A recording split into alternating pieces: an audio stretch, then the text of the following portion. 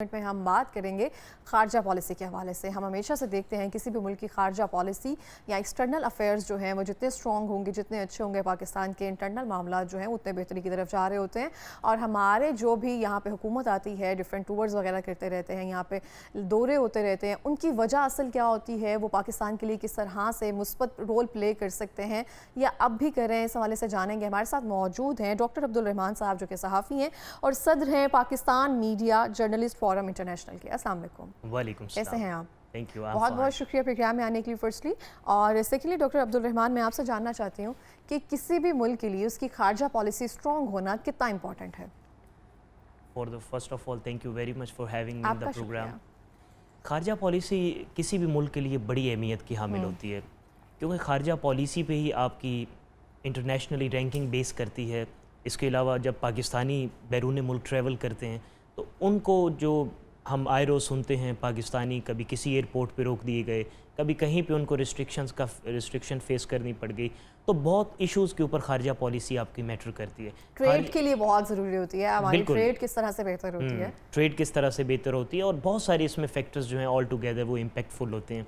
लेकिन खारजा पॉलिसी कैसे बनती है, इसमें किस किस का क्या किरदार होता है, हुकूमतों का क्या किरदार होता है, बीइंग अ सिटीज़न क्या आपका रोल होता है उसमें, ये सारी चीज़ें बड़ी अहमियत की हामिल हैं। देखिए हमारे पाकिस्तान की जो डोमेस्टिक या इंटरनल पॉलिटिक्स है उसका इसमें क्या किरदार है, ये बात बड़ी ज़ेर बहस और अहमियत की हामिल है। पाकिस्तान के अंदर जो आप देख लें पॉलिटिकल सिचुएशन है या करंट जो सिनेरियो चल रहा है, उसके अकॉर्डिंगली आमत उन नास की जो आवाज़ है या उनकी जो बात है उसको अहमियत देना भी खारजा पॉलिसी के लिए बड़ा इम्पैक्टफुल और एक उसको जुज़वी चीज़ समझ लें या जो भी उसको आप कंसिडर कर लें तो वो बहुत ज़रूरी है। और फिर इसके अलावा पाकिस्तानी जब बैरून मुल्क कहीं भी किसी मुल्क में होते हैं, वो एक एम्बेसडर के तौर पे चलते फिरते पाकिस्तान के एक नुमाइंदे होते हैं, रिप्रेजेंट कर रहे होते हैं। तो उनका जो किरदार है, उनका जो वहाँ पे रोल है, वो बड़ा मैटर करता है, बड़ा वो इम्पैक्टफुल होता है खारजा पॉलिसी को इस्टेब्लिश करने के लिए। और पाकिस्तान और दुनिया के किसी मुल्क की भी जो एक अपीयरेंट फेस होता है उसको वाजे करने के लिए बड़ा अहम किरदार अदा करता है। लेकिन बदकिस्मती ये है कि पाकिस्तान की एक अलग जो भी इनसाइड इंटरनल पॉलिटिक्स है वो एक जगह पे मौजूद है, कायम है, लेकिन उसके साथ साथ पाकिस्तानी बाहर रहते हुए अपने मुल्क का नाम किस तरह से रोशन कर रहे हैं, क्या कर रहे हैं, ये चीज़ बड़ी काबिल ज़िक्र है और ज़ेर बहस भी है। इसमें पाकिस्तानी जब बाहर जाते हैं, फॉर एग्ज़ाम्पल UAE का वीज़ा लेते हैं, सऊदीया का वीज़ा लेते हैं या दुनिया में किसी भी कंट्री का वीज़ा लेते हैं, तो वहाँ पे जिस वीज़े पे जाते हैं उस मकसद को और पर्पस को भूल के एक नए राह पे निकल पड़ते हैं। हम शॉर्टकट्स जो है ना, अभी मैं बात ही करी थी, उसको तलाश कर रहे होते हैं, ना कि हम ये चीज़ देखते हैं कि हम कहाँ से आए हैं। अगर हम कोई ऐसी एक गलती करेंगे तो सारा ब्लेम किस पर जाएगा, और वो चीज़ें हम करते जा रहे होते हैं चाहे हम किसी भी कंट्री में मौजूद हों। तो ये हमारे लिए एक सोचने की बात है। अच्छा, अगर हम मौजूदा वज़ीर ख़ारजा की बात करें, हमारे जो बिलावल भुट्टो ज़रदारी साहब है, सोशल मीडिया पर बहुत सारी चीज़ें, उनकी वीडियोज़, जिस तरह से वो बयान दे रही हैं, जिस तरह से वो बातचीत कर रहे हैं, पाकिस्तान के स्टैंड्स को वो रिप्रेजेंट कर रहे हैं, और वो जिस तरह से एक स्टैंड्स को प्रिसाइजली रिप्रेजेंट कर रहे हैं, तो सबको लगता है कि वो आम आदमी की बात जो है वो एक शाइस्तगी तरीके से एक वज़ीर ख़ारजा के तौर पर वो दूसरे प्लेटफॉर्म्स पर रख रहे हैं, जिससे बड़ा पाकिस्तान का पॉजिटिव इमेज जो है वो दूसरे कंट्रीज़ में जा रहा है। तो उस बारे में क्या कहेंगे? जी, अच्छी बात है। इससे पहले कोई ऐसा अच्छी तरह से या कोई ये वेल स्पोकन डेलीगेशन जो है जो पाकिस्तान का या अपने मुल्क का केस या मुकदमा लड़ सके, पहले माजी में नहीं गया। बिलावल भुट्टो और उनके डेलीगेशन जो पाकिस्तान की नुमाइंदगी करते हुए वाशिंगटन गया और फिर बाद UK गया और फिर उसके बाद यूरोप का एक उन्होंने शॉर्ट ट्रिप किया, तो वहाँ पे एक अच्छा मुकदमा बहरहाल लड़ा है। लेकिन देखें, जब डेलीगेशंस जाते हैं या प्राइम मिनिस्टर जाते हैं, डिप्लोमेटिक डेलीगेशन विज़िट करते हैं वहाँ पे या उनके इधर आते हैं, तो वो जो MOU साइन होते हैं वहाँ पे, उनके साथ बहुत सारे मुआहदात होते हैं, दस्तखत होते हैं, तो क्या वो जो चीज़ें जिस पे ज़ेर बहस आती हैं वो क्या उनको प्रोसीड भी किया जाता है बाद में, या कमेटियाँ बना के और उसके ऊपर एक कमेटी तश्कील दे के उसको छोड़ दिया जाता है? आप बताइए, क्या उस पर प्रॉपर एग्जीक्यूशन जो है उसको अमल में लाया जाता है या सिर्फ MOU जो है वो उस हद तक ही रह जाता है? मेरा ख्याल है बहुत सारे ममालिक जहाँ पे अभी हमारी खारजा पॉलिसी इतनी स्ट्रांग नहीं है, जिनके साथ अच्छे ताल्लुकात हैं, माजी में नहीं भी थे कुछ ममालिक के साथ लेकिन अब मौजूद हैं, वहाँ पे भी कोई इतना सीरियस नहीं लिया है। मैंने बहुत सारे डेलीगेशंस को बहुत सारे मुआहदों में मैं खुद वहाँ पे देखता रहा, उसको कवर करता रहा बीइंग अ जर्नलिस्ट। मैं अभी कुछ ममालिक की बात कर रहा हूँ, सेंट्रल एशिया की, वहाँ पे आप देख लें ताशकंद है, किर्गिस्तान है, वज़ीर आज़म का फ्रीक्वेंटली इन स्टेट्स में आना जाना होता है बहुत ज़्यादा। अज़रबैजान में रिसेंटली वो गए, $2 अरब की सरमायाकारी की और बहुत सारे उमूर ज़ेर बहस रहे। वहाँ पे उन्होंने MOU साइन किए। इसी तरह उज़्बेकिस्तान ताशकंद चले गए, वहाँ पे बहुत सारे उमूर ज़ेर बहस रहे। तो इन ममालिक में फ्रिक्वेंटली उनका आना जाना होता है। तो जो उमूर वहाँ पे ज़ेर बहस आते हैं, जो MOU साइन किए जाते हैं, तो बाद अज़ां क्या उस पर कमेटीज़ वर्क करती हैं, क्या उस पर डेलीगेशंस का आना जाना रहता है, क्या उन मामलात को प्रोसीड किया जाता है? अगर तो नहीं किया जाता तो फिर खारजा पॉलिसी किस चीज़ का नाम है? वो कौन सा वहाँ से वो चूरन हम बेचने जाते हैं जो वहाँ पे दे के तो आ जाते हैं लेकिन बाद अज़ां फिर उसको प्रोसीड नहीं करते। तो इससे खारजा पॉलिसी अल्टीमेटली वीक होती है और वीकर देन वीक होती जा रही है। तो इस पे हमें वर्क करने की ज़रूरत है। अगर हम सेंट्रल एशिया कंट्रीज की बात करें जहाँ पे बहुत सारे स्टूडेंट्स जो हैं पढ़ाई के सिलसिले में भी जाते हैं, डॉक्टरेट की डिग्री जो है स्पेसिफिकली वो हासिल करने के लिए वहाँ पे जाते हैं और कुछ ना कुछ हमें वहाँ से इतलात आ रही होती हैं कि स्टूडेंट्स के साथ ये मसाइल चल रहे हैं या इतने स्टूडेंट्स फंस चुके हैं या फिर बहुत सारी ऐसे कोई ना कोई खबर हमारी नज़रों से गुजर रही होती है। उस हवाले से अगर आप हमें बताएं कि वहाँ पर क्या कॉन्ट्रीब्यूशन है हमारी खारजा पॉलिसी का या हमारे उसके साथ कैसे ताल्लुकात हैं? अच्छा, आपके सवाल के 2 हिस्से हैं। एक आपने स्टूडेंट्स का पूछा कि मेडिकल के जो स्टूडेंट्स या IT की एजुकेशन लेने के लिए वहाँ पे जाते हैं तो क्या स्कोप है वहाँ पे, वो क्या क्यों जाते हैं? पाकिस्तान में भी तो रहे, लेकिन पाकिस्तान की जो मेडिकल है या जो हमारी जो फील्ड है मेडिकल की PMC या PMDC, महंगी बहुत है और इतनी अपॉर्चुनिटीज़ वो मेडिकल स्टूडेंट्स को नहीं देते कि वो जो क्रीम है पाकिस्तान की, वो जो पढ़ा लिखा नौजवान है जो फ्यूचर में डॉक्टर बन के इस मुल्क की भाग दौड़ संभालना चाहता है और एक मसीहाई का किरदार अदा करना चाहता है, उसकी नब्ज़ पे हाथ रखना इनको नहीं आता। तो उसको जब अपना मुस्तकबिल यहाँ पे रोशन नहीं नज़र आता तो वो पाकिस्तान से फिर बाहर का रुख करता है। कल मैं एक डॉक्टर का ही व्लॉग देख रही थी, वो कह रहे थे कि मैंने इतने पैसे लगा लिए और मुझे इतने की सैलरी मिल रही है, तो मुझे बताएं कि क्या मुझे डॉक्टरेट की डिग्री आगे मशवरा देना चाहिए लोगों को कि वो हासिल करें पाकिस्तान में रहते हुए? चलिए, ये तो एक दरकिनार कि मैं बाहर की बात इस पर मैं आता हूँ, लेकिन यहाँ पे ज़िम्नन एक बात अर्ज़ करना चलूँ। कराची में मेरे कुछ दोस्त हैं, डॉक्टर्स हैं, और वो पाकिस्तान से ही उन्होंने ग्रेजुएशन की। They have completed there degree from Pakistan, लेकिन उसके बावजूद उनका हाल ये है कि अभी उन्होंने स्पेशलाइजेशन वो कर रहे हैं, लेकिन उसके बावजूद सिंध हुकूमत की तरफ से वहाँ पे उनको गवर्नमेंट जॉब अभी ऑफ़र नहीं हुई और प्राइवेट क्लिनिक के अंदर 30,000 के ऊपर उनको वहाँ पे ऑफ़र किया। एक MBBS 30,000 की सैलरी के ऊपर किस तरह जाके काम कर सकता है? This is the big question for the government of Pakistan. कोई इनसे पूछने वाला है? डॉक्टर तो किसी भी मुल्क की क्रीम होती है, इंजीनियर तो किसी भी मुल्क का एक वो आला तबका होता है जिन्होंने मुस्तकबिल में जाके नौजवानों के और मुल्क की भाग दौड़ संभालनी होती है। और ये दोनों जो हैं वो इतने मायूस हो चुके हैं, जैसे लगता है कि इंजीनियर्स के लिए शायद उस करने के बाद सोचते हैं कि अब हमें क्या करना है, कौन सा छोटा बिजनेस करना है। 30,000 जो सैलरी है, मैं समझता हूँ यहाँ पे किसी भी आप ऑफिस में चले जाएं, ऑफिस बॉय की 30,000 होती है। वो अगर आपने MBBS के लिए क्राइटेरिया सेट कर लिया है तो इस मुल्क के डॉक्टर्स कहाँ जाएं? ये डॉक्टर बनने के बाद का सिनेरियो है पाकिस्तान में। तो वो जब डॉक्टर बनने से पहले उनको डॉक्टर बनने के लिए अपॉर्चुनिटीज़ नहीं मिलती तो फिर सेंट्रल एशिया का रुख करते हैं, रशिया का रुख करते हैं, और फिर बाद अज़ां जब वहाँ पे डिमांड बढ़ती है स्टडीज़ के लिए, अपॉर्चुनिटीज़ ज़्यादा वो करते हैं, तो वहाँ पे भी एक माफिया बैठा है। अच्छा, वो भी लोगों को फिर कुछ अपने हिसाब से और अपने आनी हाथों से वो लेता है और उनकी बहरहाल वहाँ की जो गवर्नमेंट्स हैं वो इंटरटेन कर रही हैं हमें, वो अकामोडेट कर रही हैं हमें, स्टूडेंट्स को बहुत ज़्यादा अपॉर्चुनिटीज़ दे रही हैं। लेकिन फिर यहाँ पे एक और क्वेश्चन मार्क है कि वो जब स्टूडेंट्स वापस आ जाते हैं पाकिस्तान में अपनी ग्रेजुएशन, अपनी डिग्रीज़ को कंप्लीट करके, तो क्या वापस आके, अब तो डिग्री कंप्लीट है MBBS की, अब तो सब कुछ है, अब उन्होंने पाकिस्तान में आके लाइसेंस लेना है। लाइसेंस लेने के लिए उनको एक छोटा सा एग्ज़ाम देना होता है। बहुत सारे ममालिक को हमारी PMC और PMDC ने बहुत सारे ममालिक को और उनकी यूनिवर्सिटीज़ को, मेडिकल यूनिवर्सिटीज़ को ब्लैक लिस्ट कर दिया है। तो वो फिर जो लाखों और करोड़ों, 1.5 करोड़ खर्चा होता है, लगभग एक्सपेंडिचर्स आते हैं, वो स्टूडेंट्स लगा के फिर जब उनकी स्टडी और डिग्री अप्रूव नहीं होती तो वो इस्लामाबाद की सड़कों पे जाके सरापा एहतजाज होते हैं। तो इनका मुस्तकबिल कोई है संवारने वाला? ना पहले अपॉर्चुनिटीज़ आप देते हैं उनको डॉक्टर बनने की, अगर वो डॉक्टर बन के आ जाते हैं तो फिर आप एग्ज़ाम दे देते हैं तो लाइसेंस मिलता है, तो फिर नौकरियों के लिए जलील करते हैं। तो इनके लिए कहीं ना कहीं किसी शोबे के लिए तो आप इतना स्पेस रहने दें। ये हमारी हुकूमत से भी दरख्वास्त है कि कम अज़ कम कोई शोबा तो अकामोडेट हो। हर तबके को आपने पीस के रख देना है या उसको चक्की में उसको रगड़ा देना है, तो फिर मेरा ख्याल है कोई ऐसा सेगमेंट सोसाइटी का रह नहीं जाता बाकी कि जिसको आप फिर कहें या आप अप्रिशिएट कर सकें। सबका ही बेड़ा गर्क कर देना है। हाँ, फिर आपने जो सेकंड क्वेश्चन किया कि हमारे इनके साथ जो खारजा पॉलिसी है सेंट्रल एशिया की, इसका क्विकली मैं इसको रिस्पॉन्ड कर देता हूँ। अच्छा, यहाँ पे इनके पास बहुत कुछ है देने को, सेंट्रल एशिया और रशिया के पास, इनके पास बहुत सारे मिनरल्स हैं, बहुत सारे ज़खायर हैं। Yes, and they have big deposits, इनके पास बहुत सारे ज़खायर हैं वहाँ पे जो ये पाकिस्तान को दे सकते हैं।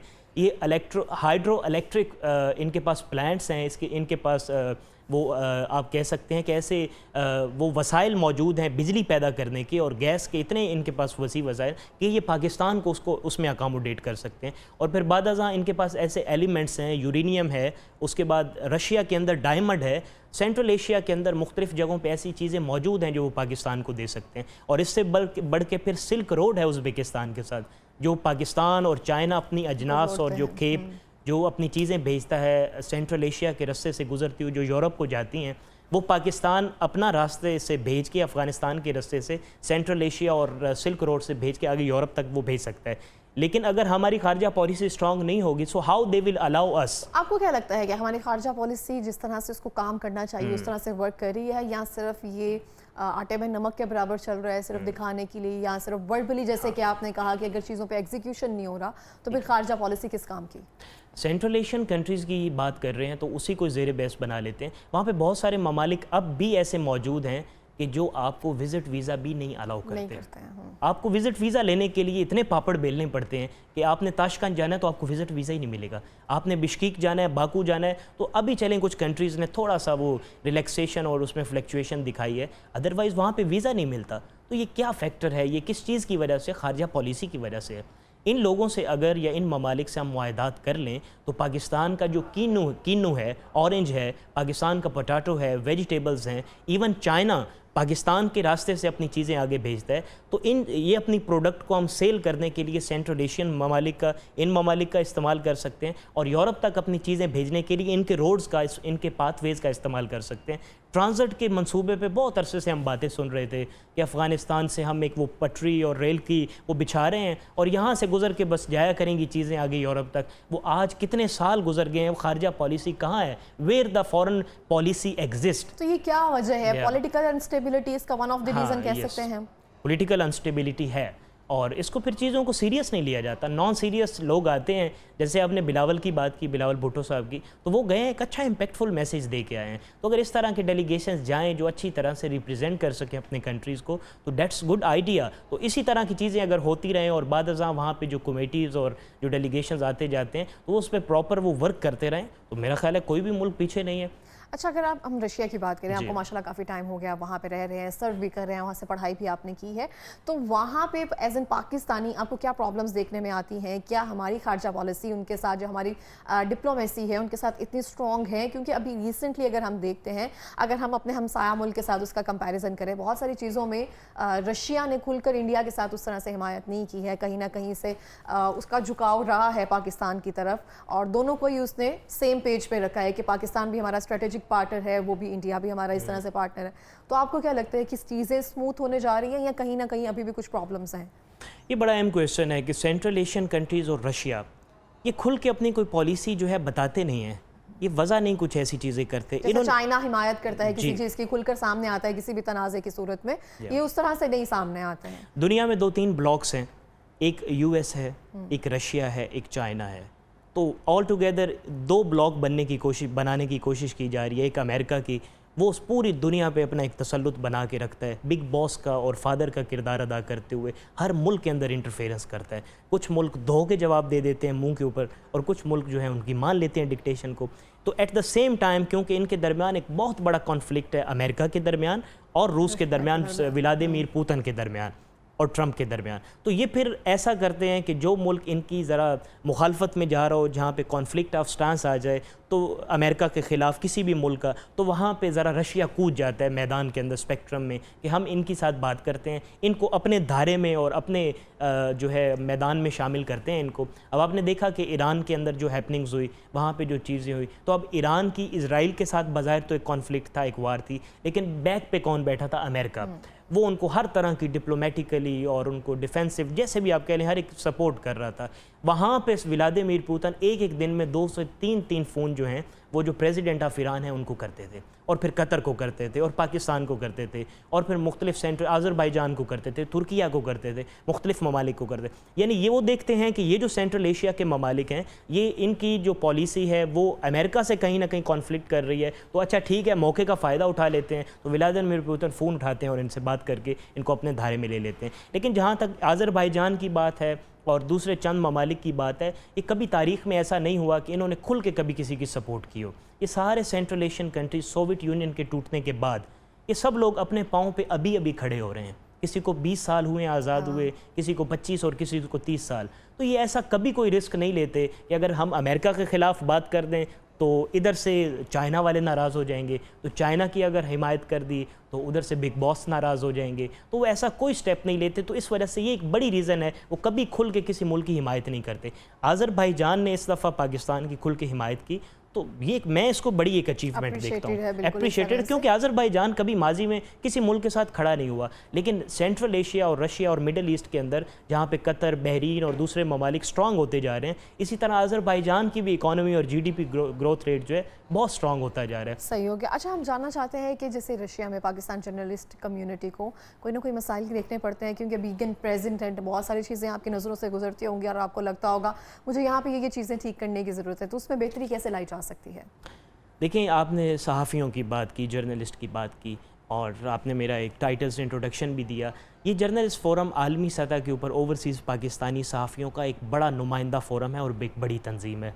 ये पाकिस्तानी सहाफ़ियों की इस तरह से नुमाइंदगी कर रहे हैं कि जहाँ पे पाकिस्तानी सहाफ़ियों को कोई मसाइल फ़ेस करने पड़ते हैं, कोई इश्यूज़ आते हैं, वहाँ पे ये उनकी नुमाइंदगी करता है। इवन पाकिस्तान के अंदर जब भी कभी कोई ऐसे हालात आ जाते हैं, जैसे पीका एक्ट आ गया, सहाफ़ियों को पाबंद सलासल करने की कोशिश की गई, उनकी ज़ुबानें बंद करने की कोशिश की गई, वो एक कलम थी जिसको छीनने की कोशिश की गई, वो एक ज़ुबान थी जिसको बोलने से रोकने के लिए पीका एक्ट जैसे कई काले कानून सहाफ़ियों के ऊपर और पाकिस्तान के ऊपर मुसल्लत किए गए, और इस जैसे कई और कानून और चीज़ें जो हुकूमतें, हर हुकूमत करती रहती है, अपने अपने दौर अदवार में ये चीज़ें होती हैं। तो इन जैसे चीज़ों के ख़िलाफ़ हम आलमी सतह के ऊपर, और हमारा फ़ोरम जो है लगभग 40 ममालिक में इसका दायरा कार फैला हुआ है, सहाफ़ी हमारे साथ इस प्लेटफॉर्म का हिस्सा हैं। तो जिस तरह पाकिस्तान के अंदर मुख्तलिफ़ सहाफ़ती तंजीमात हैं, RIUJ है, PFUJ है और दीगर तंजीमात हैं, तो इनकी तरह हम आलमी सतह के ऊपर पाकिस्तानी सहाफ़ी होने के नाते हम आवाज़ उठाते हैं, उनके लिए बात करते हैं, उनका मुकदमा आलमी सतह के ऊपर लड़ते हैं। तो ये हमारा फ़ोरम एक ये कंट्रीब्यूशन कर रहा है। तो हमने चैप्टर्स कायम किए बाकायदा इस फ़ोरम के मुख्तलिफ़ ममालिक के अंदर, ताकि हम अच्छी तरह से पाकिस्तान का मुकदमा लड़ सकें। और फिर ख़ास तौर पे हमने जो पाकिस्तानी हमारे मुख्तलिफ़ ममालिक से अवार्ड्स लेते हैं, हुकूमतें उनको अप्रिशिएट करती हैं उनकी अच्छी खिदमात के ऊपर। हमारे नियो के और लाहौर रंग के भी कई जर्नलिस्ट जो ओवरसीज़ काम कर रहे हैं, उनको मुख्तलिफ़ हुकूमतें गोल्डन पासपोर्ट UAE की तरफ से एक हमारे जर्नलिस्ट हैं, उनको ऑफ़र हो चुका है। तो इस तरह के जो लोग काम कर रहे हैं, हम उनको अपने इस दायरे में वेलकम करते हैं, उनको फ़ोरम की तरफ से अप्रिशिएट किया जाता है। तो ये आलमी सतह के, और फिर हमारे फ़ोरम की तरफ से कुछ ऐसे ममालिक के अंदर वेलफेयर का काम भी हो रहा है। वहाँ पे गरीबों को उनको एक स्टॉल्स लगाए जाते हैं, जो भी ज़रूरतमंद या अशियाए खुर्दोनोश हैं या ज़रूरियात ज़िंदगी की जो भी अशिया हैं वो उनमें तकसीम की जाती हैं। तो ऑल टुगेदर सहाफ़ती फ़ोरम होने के नाते, जहाँ पे हम सहाफ़ती अक़दार को ज़िंदा करते, जी, जहाँ पे हम सहाफ़ती अक़दार को ज़िंदा करने के लिए कोशां हैं, और जहाँ पे हम पाकिस्तानी कम्युनिटी की जो ओवरसीज़ में रह के अपनी अपनी खिदमात सर अंजाम दे रहे हैं और रेमिटेंसेस भेजते हैं पाकिस्तान की मईशत को मजबूत करने के लिए, उनकी आवाज़ बनने की भी कोशिश करते हैं। और एट द सेम टाइम जो गुरबा पाकिस्तानी वहाँ पे मौजूद हैं, अगर किसी के पास रोज़गार नहीं है वो, और जहाँ पे वहाँ पे फॉर एग्ज़ाम्पल साउथ अफ्रीका है, कोई ऐसे गरीब ममालिक हैं जहाँ पे लोकल सिटीज़न जो खत गुरबत की जो लकीर है उससे नीचे हैं, तो उनकी भी सपोर्ट करने की कोशिश करते हैं। तो ये हमारा कंट्रीब्यूशन है बीइंग अ जर्नलिस्ट, और पाकिस्तान की ओवरसीज़ पाकिस्तानी सहाफ़ती तंजीम होने के नाते हम ये कंट्रीब्यूशन पाकिस्तान के लिए और पाकिस्तान के पॉजिटिव फेस को शो करने के लिए किरदार अदा कर रहे हैं। काम कर रहे हैं आप डॉक्टर अब्दुल रहमान। हमारे पास लास्ट मिनट है, कोई पैगाम देना चाहेंगे देखिए कम्युनिटी के हवाले से, क्योंकि आप जर्नलिस्ट फोरम पे इतना काम कर रहे हैं, और कुछ भी अगर आप यंगस्टर्स को कहना चाहें? देखिए, मसाइल के हवाले से बस मैं क्विकली इस पे कमेंट करना चाहूँगा। पाकिस्तानी सहाफ़ी बहुत बड़ी तादाद में वॉलंटरीली पाकिस्तान और पाकिस्तान के इलेक्ट्रॉनिक मीडिया के लिए काम कर रहे हैं, उनको अप्रिशिएट एटलीस्ट करना चाहिए। बहुत सारे चैनल्स और बहुत सारा इलेक्ट्रॉनिक मीडिया का एक बड़ा हिस्सा है जो उनको अप्रिशिएट करना चाहिए उनको, लेकिन उसकी बजाय उनके ऊपर क्रिटिसिज्म करता है, एक ब्लॉक बन जाते हैं वहाँ पे, एक ग्रुप बंदी और धड़े सफ़ बनिए हो जाती हैं, वो मेरा मुखालिफ ग्रुप है, ये मेरा मुखालिफ ग्रुप है। इन चीज़ों से निकल के मेरा ख्याल है ओवरसीज़ में जो बैठे हैं हम पाकिस्तानी, उनको अपनी वो जो ज़ाती रंजिशें हैं और अना है और जिसकी वजह से उनकी शख्सियत का एक रोब और दबदबा होता है अपनी सोसाइटी के अंदर, मेरा ख्याल है उसको ख़त्म करने का वक्त है और पाकिस्तान को अपनी नज़र और निगाह के सामने रखते हुए पाकिस्तान का मुकदमा लड़ने की ज़रूरत है। तो मेरा ख्याल है अगर ये चीज़ें हम अपनी नज़र में रखेंगे, पाकिस्तान का वक़ार भी बुलंद होगा, अपना वक़ार भी बुलंद होगा, पासपोर्ट जो सब्ज़ पासपोर्ट है, ग्रीन पासपोर्ट है, उसकी भी कदर व मंज़लत में इजाफ़ा होगा, इंटेग्रिटी में इजाफ़ा होगा और मेरा ख्याल है फिर पाकिस्तान का परचम कभी सरनगू नहीं होगा। बिल्कुल इस तरह से बहुत बहुत शुक्रिया अब्दुल रहमान प्रोग्राम में आने के लिए, जितना बेहतरीन आप काम कर रहे हैं बीइंग एन यंगस्टर, जिस तरह से आप अपनी तंजीम को लेकर चल रहे हैं और इस चीज़ों को